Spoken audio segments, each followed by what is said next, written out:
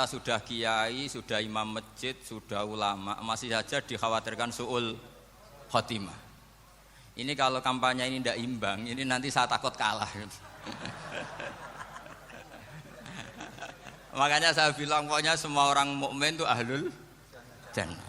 Karena memang asli hadisnya seperti itu, man qala la ilaha illallah dakhalal jannah. Bahwa kemudian ada beberapa kiai yang mungkin wataknya itu pesimis, kemudian bikin sekian aturan-aturan yang sebetulnya itu cerminan dari pesimisnya, terus akan-akan masuk surga itu susahnya bukan main. Nah itu saya tidak setuju karena tadi pasti kalah dengan kampanye sebelah yang setiap orang mati dibilang sudah tenang bersama Bapak apa? Di surga. Jadi ini penting. Terus kedua saya bilang agama ini sudah begitu baik. Masa kunci surga sudah dibocorkan miftahul jannah la ilaha illallah. Masa sudah pegang kuncinya enggak jadi masuk surga, itu kan aneh.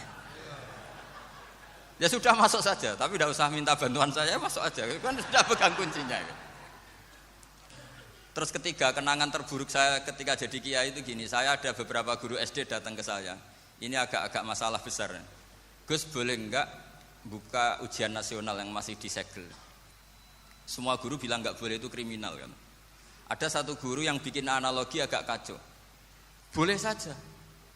Wong ujian di kuburan saja dibocorkan para kiai enggak apa-apa. Itu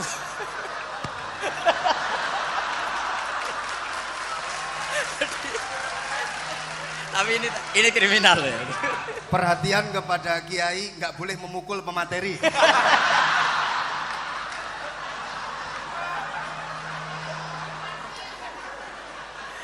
Jadi tentu itu analogi yang salah kan. Marrobuka kan, Tuhan kamu siapa, nabi kamu. Tuhan kamu siapa, nabi kamu siapa, imam kamu siapa. Ini kan sudah dibocorkan oleh para kiai. Artinya apa?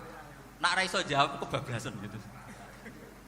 Terus guru ini berpikir kalau ujian akhirat sekrusial itu saja bisa dibocorkan, kenapa ujian nasional tidak boleh? Tentu ini kias yang salah, saya tidak ngajari seperti itu. Tapi saya ngajari ke kalian betapa mudahnya masuk surga. Kunci jawaban sudah dikasih, kunci pintu masuk sudah dikasih. Kok sampai tidak masuk, ini kebablasan. Paling salah gurunya. Jadi ini kenapa saya sering cerita orang mukmin semuanya itu min ahlil jannah, itu saya jamin. Sama tidak usah takut su'ul khotimah, tidak usah takut berlebihan seperti itu. Karena setahu saya, setidaknya saya mewakili ulama zaman ini, rata-rata guru kita ini bermadzhab Syadzili dalam berkeyakinan berpikir tentang Allah. Di antara ini yang mulai saya ngomong serius, supaya tadi kan guyonannya sudah diambil Gus Reza sama Gus Kausar. Saya tahu kenapa mereka guyon, kalau ngomong serius takut kalah sama saya.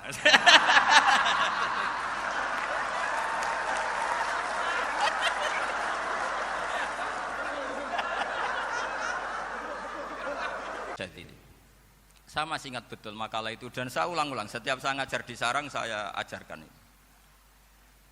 Kilali kata Abdul Hasan As-Sadili, saya pernah dapat hatif, dapat semacam ilham. Apa makna min syarril waswasil khannas?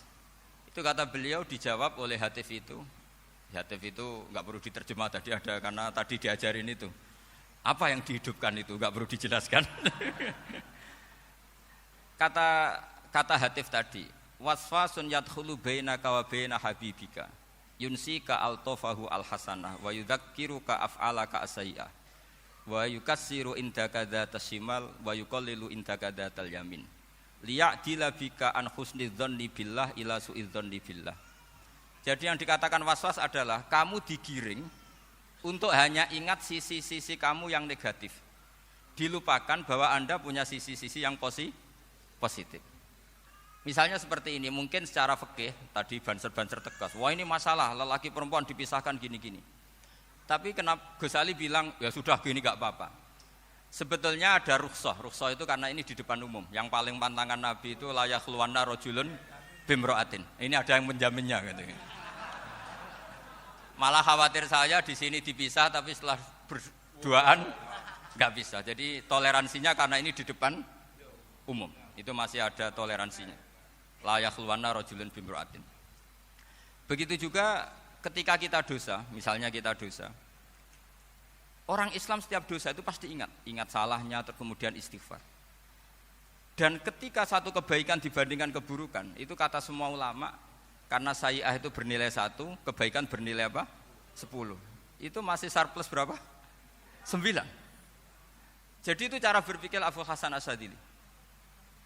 Kenapa kamu harus berpikir positif tentang Tuhan? Sekali berpikir tentang negatif, itu bahaya betul. Misalnya begini, kamu berpikir tak rewangi dadi kiai, sujud, rukuk, ternyata aku tetap mlebu neraka. Gunane apa? Itu menurut saya kan enggak punya akal. Sujud itu satu kelaziman menghamba kepada Allah.